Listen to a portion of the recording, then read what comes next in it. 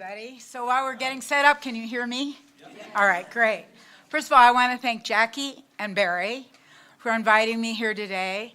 And actually, all of you, and particularly all of you who were here last year, because part of the reason I'm here is that you inspired me to go into my box of research, gotten dusty and sort of buried, and realized that it was absolutely on topic for this place. And so here I am. I went to work, and you're going to get, hopefully, the benefit and the rigor I got out of last year. And maybe I'll inspire you to go home and dig in your boxes, too. So with that, I'm going to get started. And by the way, I appreciate you very much for giving me the opportunity of giving them the accountability when I go overtime. So thank you, because I'm known to be somewhat verbal. So first of all, is there a mic here? Okay. My children say I speak loud enough to be heard almost everywhere. Can you all hear me? My name is Marilyn Ruman, and I'm very happy to be here. And I am dreadfully nervous, so you'll have to put up with me, all right? So, and I'm admitting that so that you all feel empathy for me, right? All right, because I need it. But I first want to thank, again, all of you, and I actually want to thank Jenny. I learned today an important lesson that I have to keep learning over and over again, and that is to reach out and get support. I came here without a PowerPoint because I had no idea in the world how to do one. And I happened to meet a wonderful lady who absolutely is brilliant at it. She's writing a book, and she helped me put one together. And so you and I are going to experience my very first PowerPoint. And I thank you, and I absolutely couldn't do it without you, Jenny. Thank you very much. So with that, I get started. Now, so I'm going to start off with a conundrum. And the conundrum goes something like this. Years ago, in fact, 35 years ago, at the height of the women's movement, I actually thought about doing something impossible. And actually, my greatest moments have come about when I didn't know what was possible, when I actually didn't know, forget that, what was impossible. And so I started off with something I thought might be impossible, and my university absolutely thought it was impossible. I wanted to do a dissertation that did not study dropping pellets with rats. And I had to argue with them to allow me to do that. So that was number one. And they actually caved in. Secondly, I had a personal question that I wanted to answer and a professional one as well. And my personal question was, in looking at all the women who had inspired me over all these years and women I read about, women who are absolutely fantastic, women who have broken all these traditional roles. And Eleanor Roosevelt was one of my first heroes. By the way, Albert Schweitzer was too, so I was kind of weird. But Eleanor Roosevelt had a motto saying, do what you're afraid of. And that always stuck with me. So I looked at women and I thought, gosh, what makes them tick? What allows them to do those things when other women 35 years ago were trapped in more traditional roles? And then the other thing that was very perplexing and really upsetting to me was that in my own field, when I looked at the notion of identity development, they all related to men. They had to do with men, how men develop. Erickson broke with Freud, but only enough to say, hey, we resolve identity in adolescence. And we do that by defining our gender. We define ourselves in male prototypes. And leaders were definitely described in male stereotypes. Power and strength and aggression. None of the feminine strengths that we're going to talk about today, none of them existed.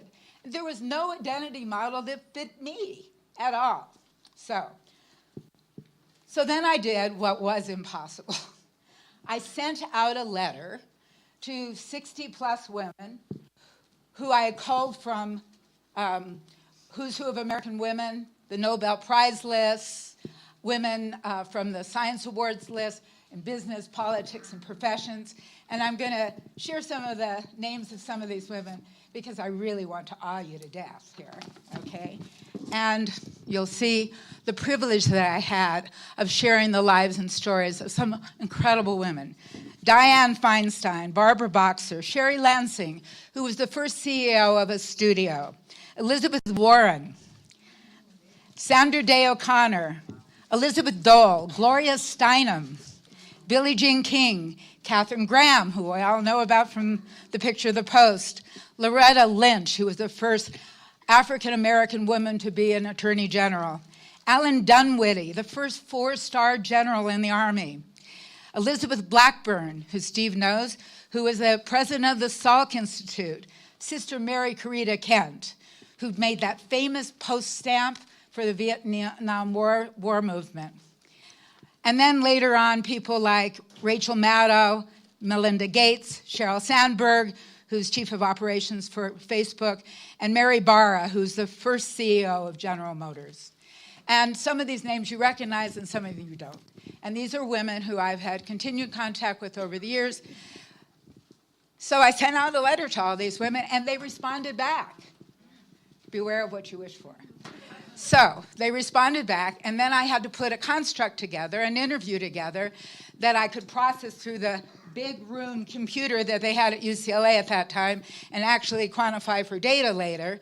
But nevertheless, I set out on a 2-year journey, and they told me the stories of their lives. So, and what I discovered about them, I'm going to share with you today, but that's just the beginning. Because as Georgia O'Keeffe said yesterday, when she looked to, or she said in the session we had yesterday, when she looked to masters who painted landscapes, they could teach her how to do theirs, but she had to know how to do hers. So these women actually taught me how they did theirs, and the lessons that they taught me have served me over a lot of years. I hopefully gave them to my daughters, my husband, my friends, and I have had the privilege over all these 30 years of helping my patients and the men who were in their lives also learn from these lessons as well. Now, what I learned about these women is that they created something. And this very act of creation is what brings me here, because I hope I can share that act of creation with you so you can go home and use it for yourselves and use it for the people you know, because heaven knows we need it. We are living in an age where we're sorely misrepresented in our leadership roles. I had to ask somebody today how many people there were in the Fortune 500 companies. Well, she told me there are only 500. That's why it's called Fortune 500. So, but after I learned that, which I guess I didn't know, I found out that only 26 of those people are women. 26 CEOs of those people are women. Less than 5%. The story in Congress is terrible. We have 536 representatives, if you don't count the territories. We only have 106 representatives who are women. In the entertainment industry, which has been featured and is a very powerful clue to us and a powerful source of a new movement, as we all know, but a powerful evidence to us that there's serious consequences for power inequality, very serious consequences, and that we need to do something about it, because a lot of what's happening can be traced to that. And whether you agree with that or not, leadership should not be reserved for just men. So, now I have to remember where I was going with all this. So what I know we needed to do, because look, we've got 100 women who are going to seek representation in our Congress this year. 100. That's more than we've ever had. And I believe in this new era of necessary and focused renewal of interest in gender bias, sexism, and power inequality, we need a partnership with women as professionals, as women. We need to come together in this community that we've all talked about here today, this community, and give them support. But in order to do that, the partnership needs to look something like this. They need to develop an identity, a self-concept that allows them to aspire, attain, and maintain those leadership roles. And that's not easy. There are so many obstacles. And by the way, at the current rate of change, nothing's going to change in powership distribution until 2095. So we are stuck with this as a reality, folks. Now, my presentation today in no way deals with lots of the impediments here. All right? There's so many impediments to power to the filling of power roles that I can't address. Not yet. There are misogyny, privilege, racism, bigotry, an inequity of wage and capital, and all kinds of things that affect it. And in our country, there's a terrible system of election that actually affects it as well. We don't have a proportional representation system. We don't have a quota system. We have a winner-take-all system. And that absolutely works against us in this country. We actually don't rank very high in female leadership in this country. And I forgot who came before us, but I think Iceland is one of those countries. So, all right. So after all is said and done, the partnership needs to be, we need to develop an identity that allows us to withstand the rigors of getting there, because they are there. And as professionals and as people, we need to know the essential ingredients that are involved in putting together a construct called feminine leadership identity. We need to know what that is.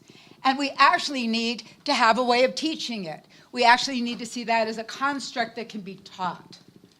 That it's not DNA. It's not something that just happened. We're not either born with it, we can learn it. It's a social skill construct. And it now exists, by the way, so we're lucky. It didn't at one time. All right, so now I want to share with you some of the things that these women briefly taught me. And I'm going to ask you if you raise your hands a little bit. Okay. First of all, how many of you have perfect lives? Anybody here? Come on. You know, I know that somewhere in this country there's a Hallmark family. I just know there is. Somewhere in West Bend. All right. So none of these women had perfect lives.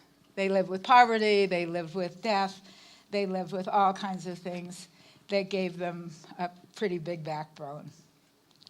I was astonished to find out that over a third of them had lost their mothers and were raised by their fathers. I was further intrigued to know that while many of them had nurturing fathers, Loretta Lynch, Melinda Gates, and Ann Dunwoody said that they had no limits set upon them by their fathers. They had critical mothers, that many of them had mothers that were quite critical, or mothers who were impaired or less viable than their competent fathers. Now, I've done this study later on with men, because I like men, and I wanted to find out what made them tick. And I actually found out that actually their mothers were more important to them than their fathers. So who knows? All right. So it's kind of a cross-gender sort of thing. I actually think that that for generations to come, we are going to be influenced greatly by the men in our lives. And I guess it just means we need to look for great men, and we have to have them around.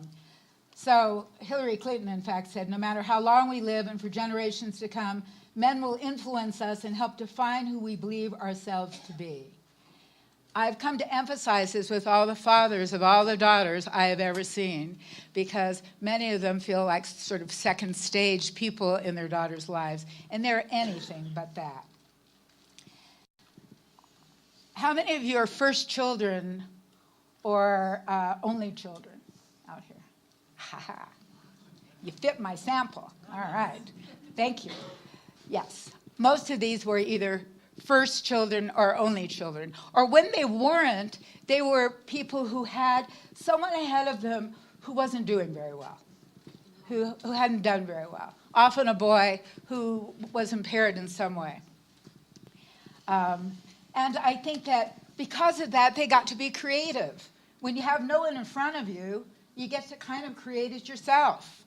And also, I think that they had a kind of independence and autonomy that are a baseline for people who grow up with a lot of stuff.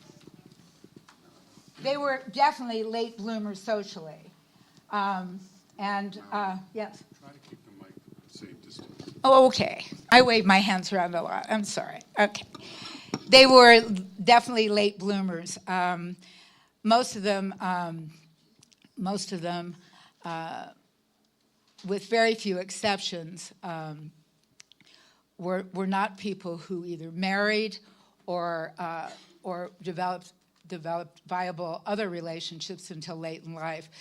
Elizabeth Warren was a definite exception to the rule. She actually got married at the age of 19, had a child very shortly after that, didn't go to law school until she was almost 30, and we know what happened to her. But that was kind of an exception to them.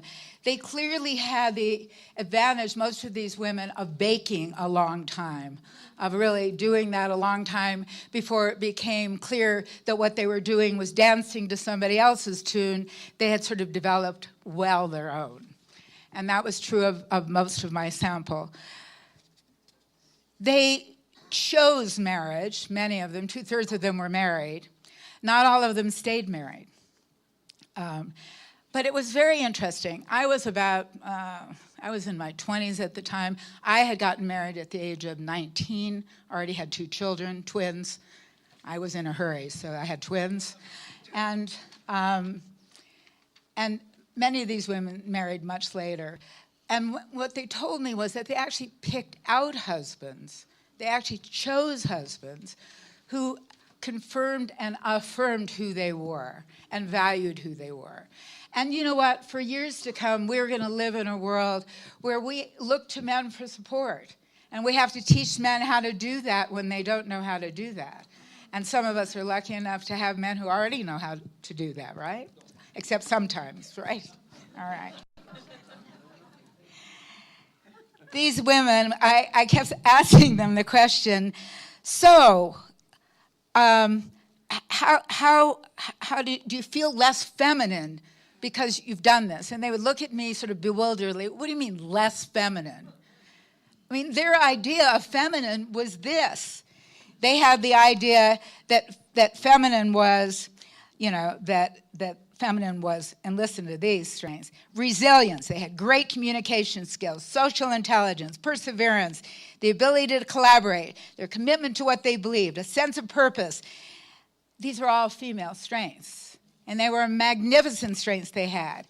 And they seized opportunities. They were people who certainly had failure, had plenty of it in their life, but they used it as a bone to chew on. They absolutely got strength from it. Eleanor Roosevelt taught me, if you're afraid of something, you need to do it. That's exactly what you need to do. And Ruth Bader Ginsburg added that she was taught to strive because there weren't any guarantees of success, not because there weren't any guarantees, but because the act of striving in itself is the only way that you can get muscle. It's sort of like exercise.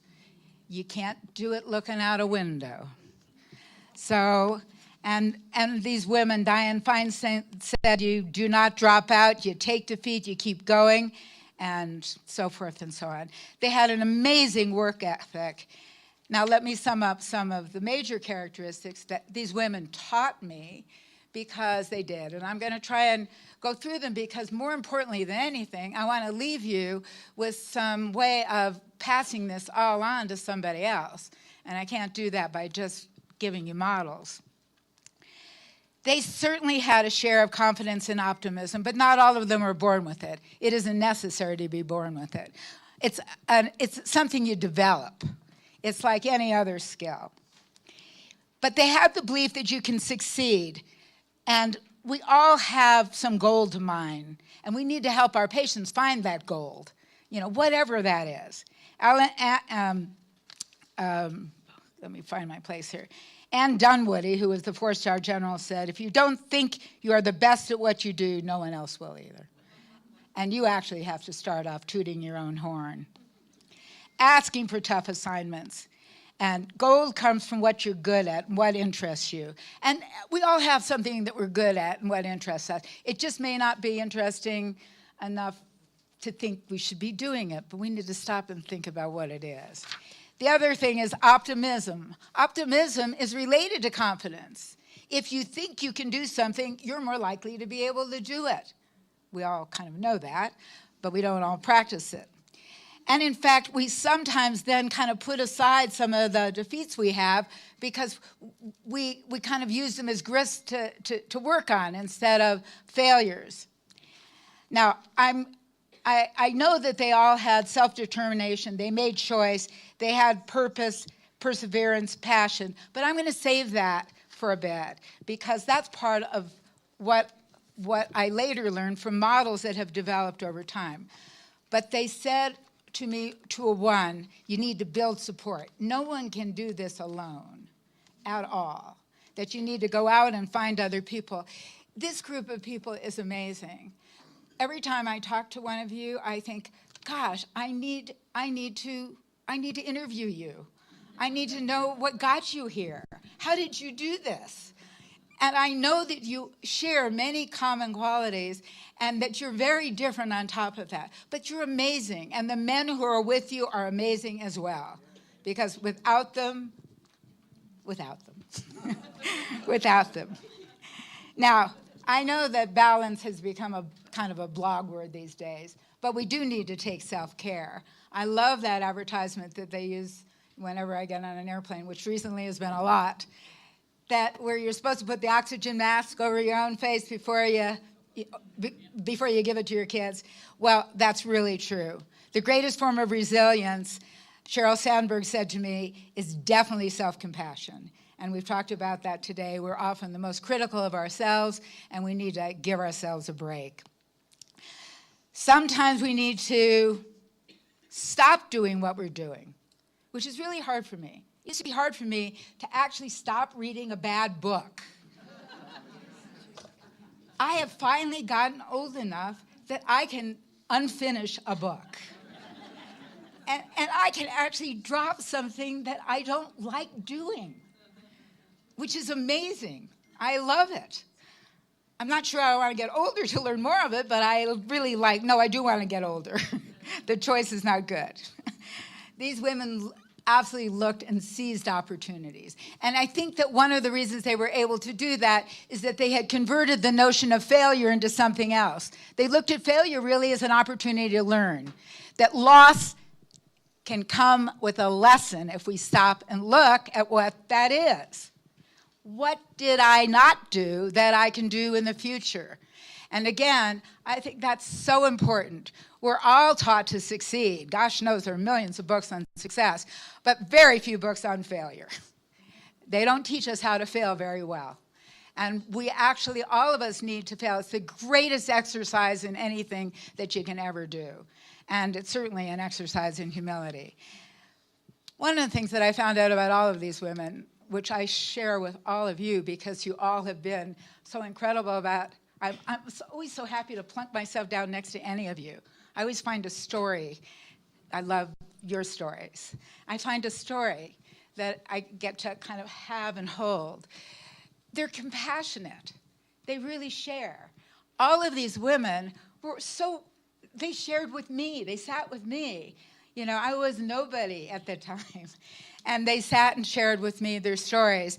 And you've shared with me your stories. They're compassionate to other people. Somebody once said that the greatest leaders that they ever knew were good listeners. Something we women really have a talent to do, don't we? Yes. Now, what all of these women agreed about, after I did my data, I came to know what they agreed about, but what they agreed about was that there were several things that were absolutely important. And they were purpose, having a sense of purpose, passion, having passion for what you do, because it gets you through the hard spots, perseverance, staying in the game. As Billie Jean King said, you can't win if you don't play, and if you lose, you get up and play again. passion, purpose, perseverance, the ability to make choices, to be self-determined, to see your choices as yours. Compliance does not lead to commitment. When you say yes, make it your yes.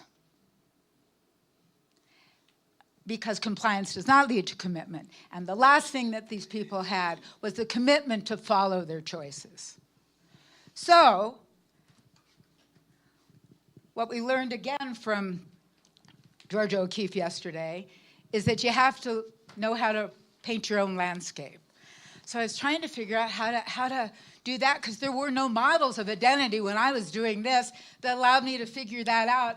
And I had these great lessons from these wonderful people. And I hope that I pass them on to as many people as I could. They certainly changed my life. But then what came along were some great theorists who absolutely gave us models, constructs that we can actually teach people from. And one of them is Louis Goldberg, who created the first model of resilience in 1990, actually, that late. And his model of resilience I'm going to keep to the end, because we have hammered it a lot here, but it is the topic of our presentation. And I want to start with grit. All right, so if we can start with that. Angela Duckworth, young woman in 2016, a fellow at Oxford University, where I actually have the privilege of going every summer and stretching my mind, which is wonderful. She developed a wonderful book and a wonderful model called Grit. How many of you have read this book? It's absolutely fantastic. And I'm going to give you her definition in a minute. So Angela Duckworth is her name. Duck as in duck, and worth as in absolute worth. And let me just give you the definition that she has of grit. And I'll go back to resilience after that, because again, if I run over, as I now have a model to be able to do a bit, if I run over, I know you've had a lot more of that than you've had of grit. So grit has been defined by Angela Duckworth as perseverance and passion for long-term goals or values. Individuals who possess grit are able to maintain their determination and motivation over long periods of time, despite experiences with failure and adversity. Their passion and their commitment toward a long-term goal or value is the overreaching factor that provides them with the fuel and energy to stay the course. Grit is distinguished from resilience because it involves maintaining a goal-focused effort for extended periods of time, often facing adversity, but it doesn't require a trauma. You don't have to be hit by a train to have it. It actually is something you can develop internally without that train. It's characterized as a process, adding a component of passion or value for the goal. Grit has two major components, passion and perseverance. And so what I would like to do is take us through my first PowerPoint. And if you'll bear with me, we're going to look at what... Now, before I get started with this, however, I left one thing out. The reason we didn't have models when I was first doing my interviews 30 plus years ago, is because we were grounded in a kind of psychology that was a fixed state psychology. The idea of psychology was pretty much you got what you got. What you got at the beginning is what you got at the end. You could be more or less sick. You could be more or less, and that pathology led to peril. And the best thing that you could do was get through it. Well, we've learned with models of resilience that getting through it is more than getting through it, that the process is one of transformation. Fortunately, we moved into a place in psychology, and psychology was late in coming to the game, where we looked now at psychology in terms of growth that takes place over a lifetime, based on choices and influences and commitments that we make over a lifetime. And thank God for that, because you know what? Women don't make most of their choices until adulthood that frame who they are. They don't start off, all of them, as gifted 2-year-olds. They make many of their choices when they stop being girls, when they actually get to be women. And they get to be women because they make those choices. And so this growth-based psychology really fit women better. Because again, we make many of our choices. How many of you decided at the age of 2 to be what you are? Any of you? How many have decided later? Yeah. I started off, thank God I didn't, okay? My father was a nuclear physicist. And by the way, he was my major influence in life. My mother was afraid I wouldn't get married. Anyway, because guys wouldn't like me because I'm too smart. But at any rate, going back to my story, the whole idea of growth-based psychology was really that we make our decisions late in life. And I know that many of us did. I started off wanting to go into nuclear physics. And I spent a year doing that in a courses but nuclear physics or something related to it. And I thought, poo with this. It left out everything that I was interested in. And fortunately for all of you, I changed my mind.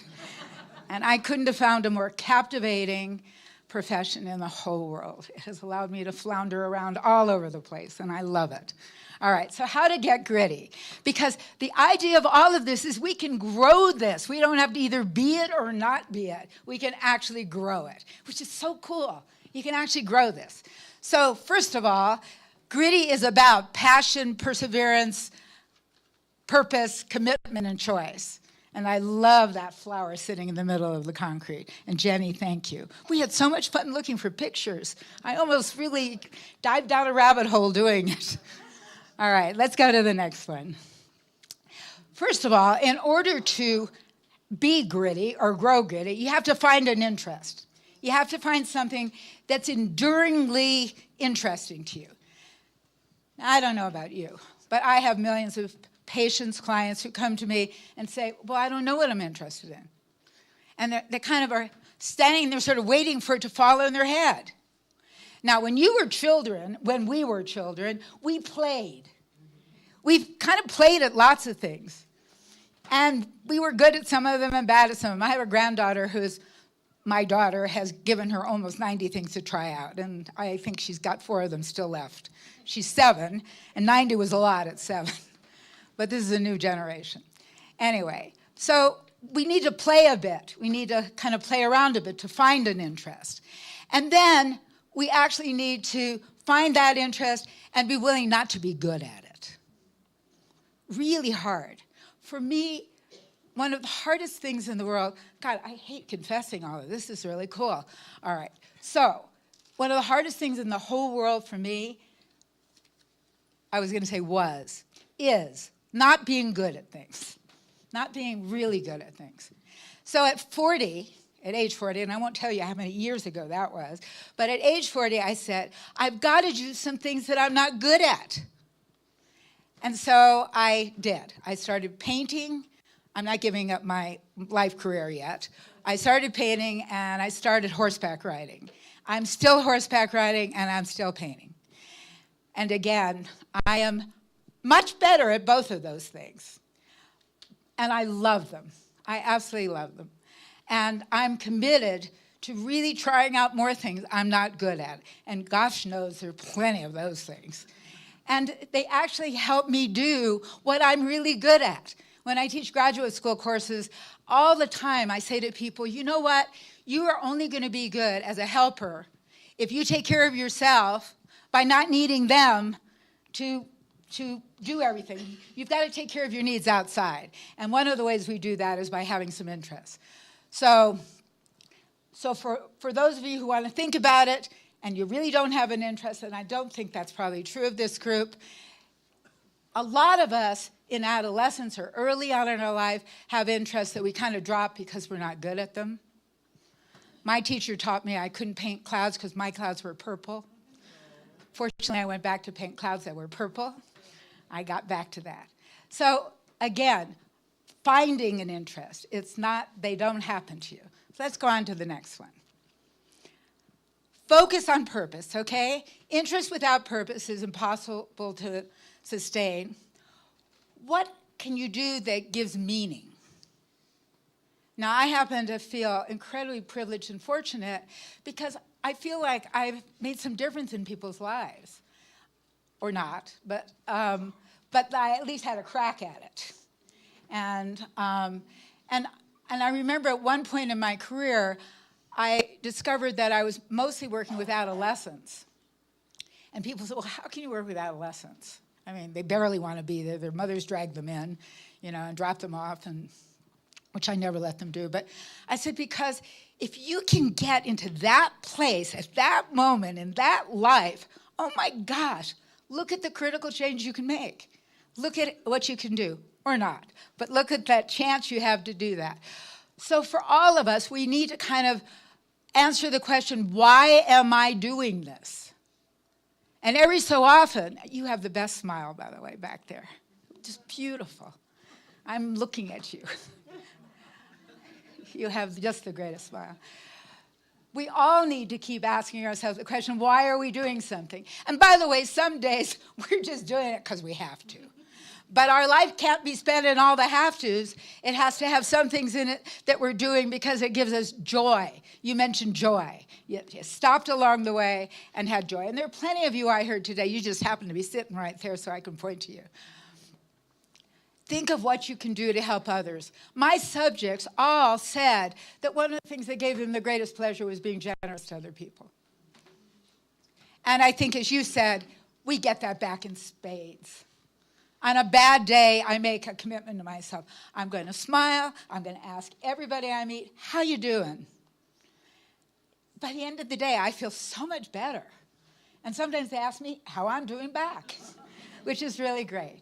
But purpose is really important because without it, we don't get through all the things we need to do. We just don't have the determination to do that. So let's keep going. And again, this is somewhat redundant over and over again, we need to experiment. Knowing what you don't like to do, by the way, is really important. Figuring it out. So experimenting with a lot of things and then finding out what you don't like to do is a really important thing to do.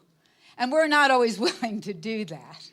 But we need to do that. We need to find things also, and don't stop at the very beginning. My father gave me the best piece of advice. I said, so when I go to college, what am I going to learn? My father said, he usually talked in riddles like this. He said, well, you'll learn to ask good questions. Great, all right. So you'll learn to ask good questions. And then the other thing that my grandmother taught me, wonderful grandmother, she taught me, and by the way, Ruth Bader Ginsburg said the same thing to me when I interviewed her. She said, you know what? If you cannot afford to be ignorant, you will always be stupid. And if you're not willing to look at other people and be inspired by them instead of being intimidated by them, you're never going to get farther than you are. As women, I think we tend to believe that our limitations make us limited. And we're not always willing to admit to them because that means that we fail at something. We need to experiment, including the things we're not good at. Interests aren't found by sitting on a stone thinking about it. They're found by going out and experiencing things in the world. I have found out so many things I hate doing and some of the things that I love doing. And I thought that was my phone. That's fine. I'm glad it's yours. All right, so let's keep going. All right. What's the time here? You're good. I have 15 minutes? Okay, I'm going to do this. Practice, practice, practice. It's the only way that you can learn. And actually practice, hard practice. Doing things over and over again. There's a saying in AA that I love, and it's, if you always do what you always do, you'll always get what you always got. So you have to shake it up. You have to practice at things. And by the way, unlearning old habits is really hard. I used to play a mean game of tennis. I'm a strong person. I had great upper body strength. I could smash a serve almost anywhere. I had the worst form you could ever imagine. So I decided to take lessons. And the guy taught me really good form. As soon as he left the court, man, I went back to that smash because it was what I knew. And he said, you're never going to get better if you don't give it up. So that was really hard. I'm not sure tennis is going to be my forte. All right, but practice, practice, practice. And by the way, think of anything that you do now that took 5 minutes to learn. Is there anything important that we do that doesn't take some time in? And we need to do that as adults. Okay, let's keep going. Angela Duckworth has something called the hard thing rule. Now keep your minds going here. The hard thing rule. And the hard thing rule goes like this. Every day, do something that takes you out of your comfort zone. Push a little harder at the gym. Do something that takes you out of your comfort zone. See yourself doing it. It builds confidence that you can see yourself doing that. Your PowerPoint presentation today that you helped me do actually makes me believe I might be able to do one. That's really out of my comfort zone. So let's keep going. Failure is absolutely necessary. We absolutely glow in our successes, but most of us learn from our failures. And that's a cliche, I know it is, but loss, if it has a lesson in it, if you can get a lesson in it, is worth everything. But we have to look at failure as an opportunity to do something. It's a beginning. It's not an ending. And that's very hard. It's really hard for me, and it's hard for other things. Dianne Feinstein said, don't drop out. And she didn't. She's still running in my state. That is amazing. And by the way, she came out with those papers. That was amazing, too, whatever your politics. And speaking of coming out with those papers, be bold. Billie Jean King said, if you're going to make a mistake, make a good one. Really make it good. You know, if you're going to blow it, blow it. All right. So let's keep going. Perseverance leads to grit. Perseverance is a major part of grit. You have to have it. You have to be driven by passion. You have to have a personal interest. You have to have enough to get through something. There was a period of my life where I was as you can see me moving around the stage here, I was a dancer. And I decided to give it up when I went to college because I realized that it wouldn't give me as many choices as I wanted to have. And I was a control freak and needed to have some control over my life. But at any rate, in order to get really good at it, I had to practice a lot. And the same rule has applied in almost everything I've ever done. And sometimes I haven't wanted to do that. So perseverance is really important.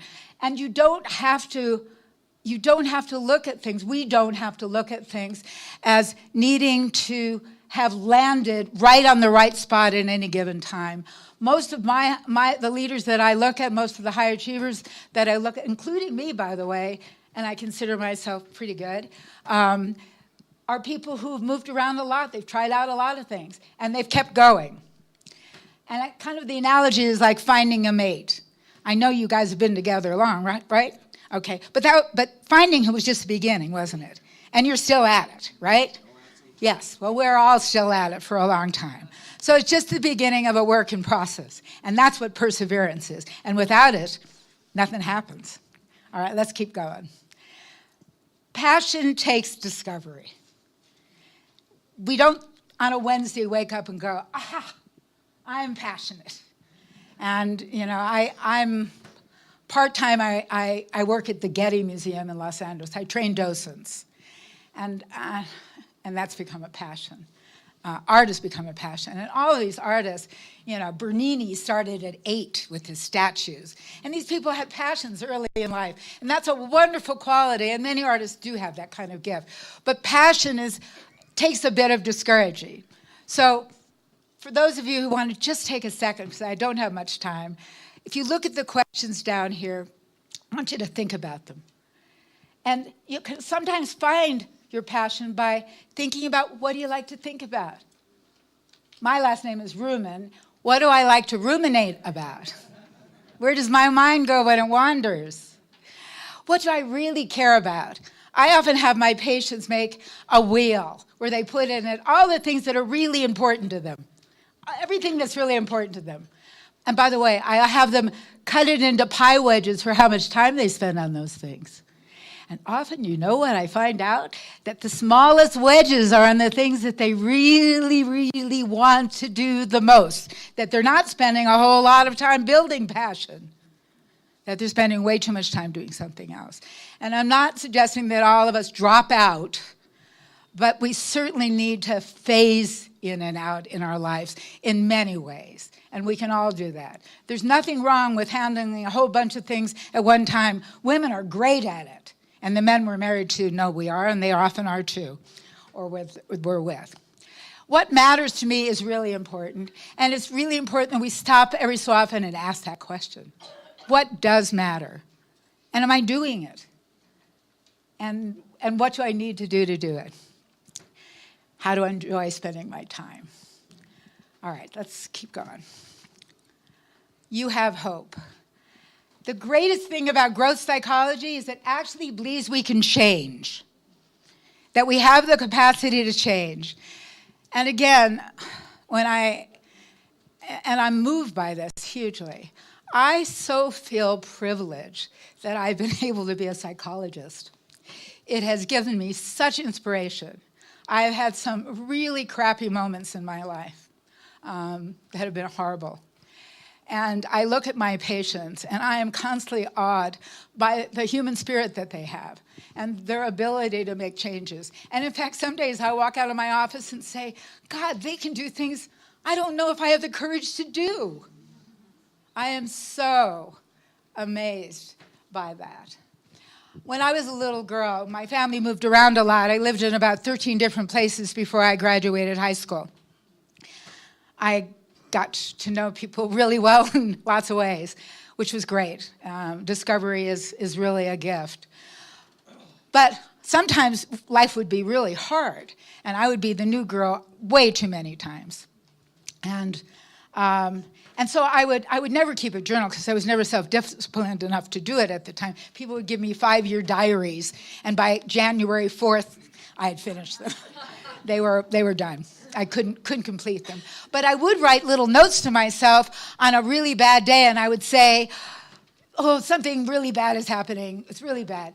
That was the best thing I ever did, and I hear about journal writing with all of you, and I'm going to actually go home and try this time to keep a journal. I said, try, okay? That's the best I can commit to. But it's wonderful because on Wednesday when I wrote it, when I looked at it the next week, I wasn't there anymore. That was so amazing to me that it didn't change, but I did. And that is such a wonderful thing to know. Seeing what's possible is important, but always reminding ourselves that we're possible is really important. Self-efficacy, the notion of what is possible in all of us, is absolutely an essential ingredient. All right, let's go. And what inspires you? There's a wonderful bricklayer story, and Jenny and I had to search a bit to find a woman bricklayer image, but we did find one. And the bricklayer story goes something like this. There are 3 bricklayers. Have you heard this story? No. Oh, good. Okay. And if you have, don't tell you. Okay. So the bricklayer story goes something like this. So bricklayer number 1, when asked what he's doing, she says, I'm laying bricks one on top of another with mortar. Bricklayer number 2, when she's asked, she says, I'm building a building. Bricklayer number 3, when she's asked, she says, I'm building a cathedral. I'm building a place where people are going to come and inspire themselves with whatever they believe in that's beyond themselves. All right. Now, I'm going to put some slides up that have to do with resilience. And we have been loaded with it. And what we know about resilience is that it does include trauma, and it does include recovery. But more than recovery, it involves a transformation from something that happens. It's transformative. And that is something that I think we have seen in everybody who has presented here today, that something came out of that changed them, that they didn't lose their old self, they enhanced that old self, and they became somebody new. And here's my flower and my crack in the sidewalk. I love that image. So it's not a trait. And just like grit, you don't have to be born with it. It's not a trait. You can build it, and we've learned how to build it. And again, resilience is something we can grow. So I'm going to let us go through it. It's not a grow. I love this image. It requires that we make meaningful connections. Coming to this conference has been so meaningful to me. I will come again if I'm invited. I'll come again even if I'm not. But I love being with all of you. You are absolute role models in every way, and I appreciate knowing you.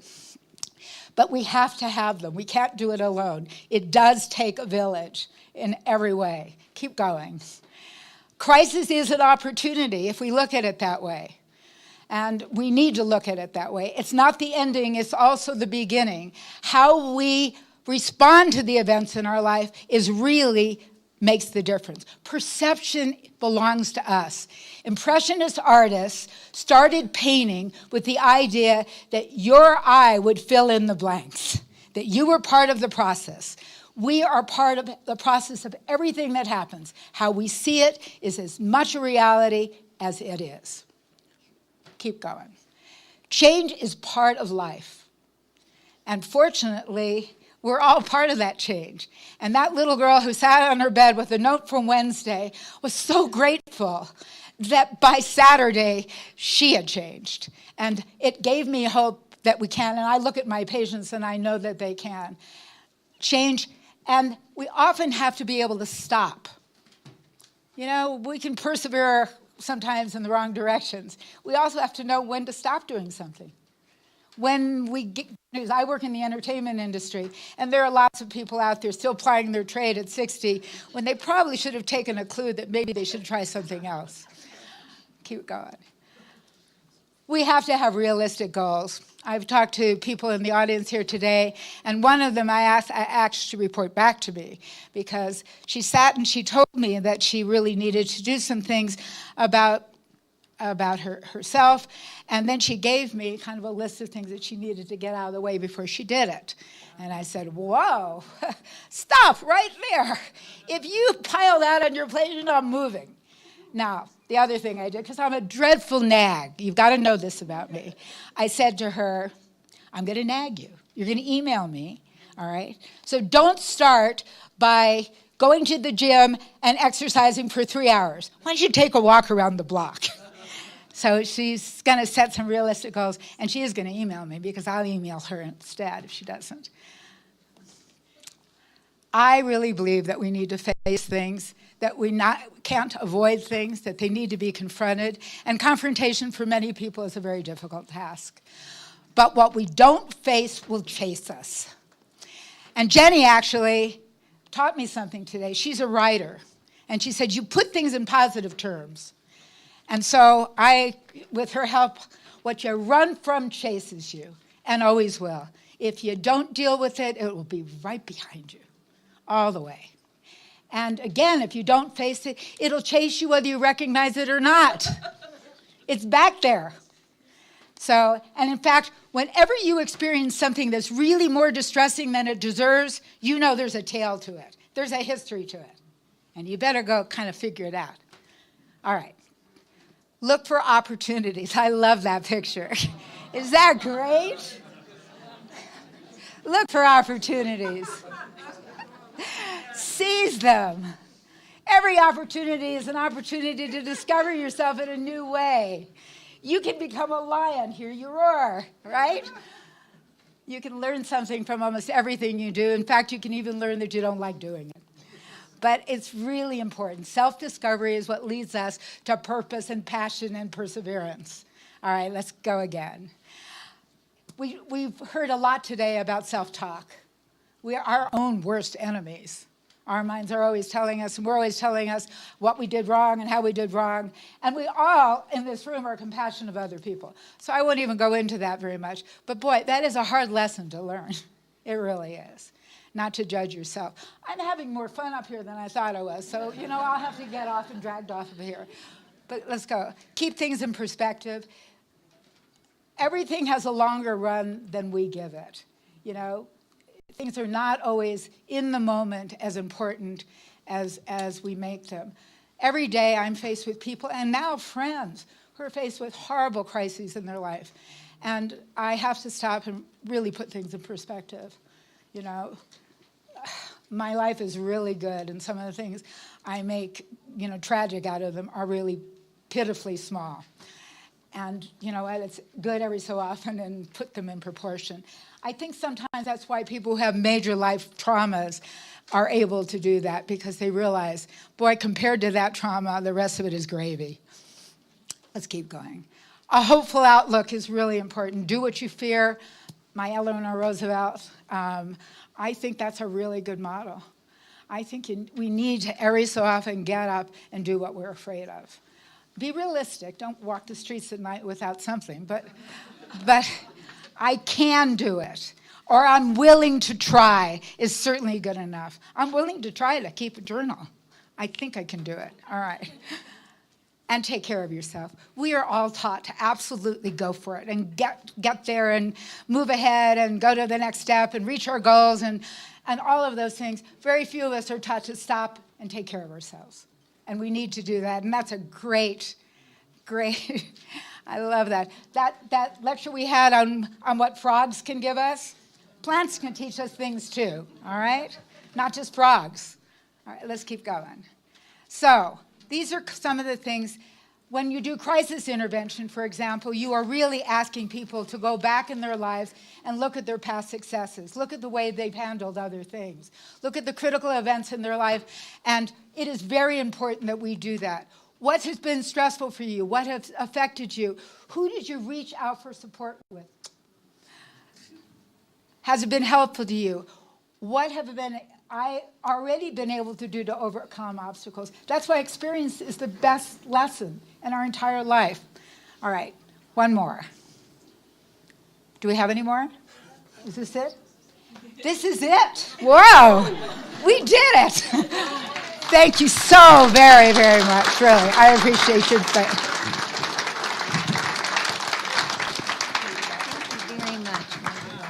Well, we've had a lot of energy at the end of the day, so that's just terrific. Thank you so much, Marilyn. So this ends Saturday.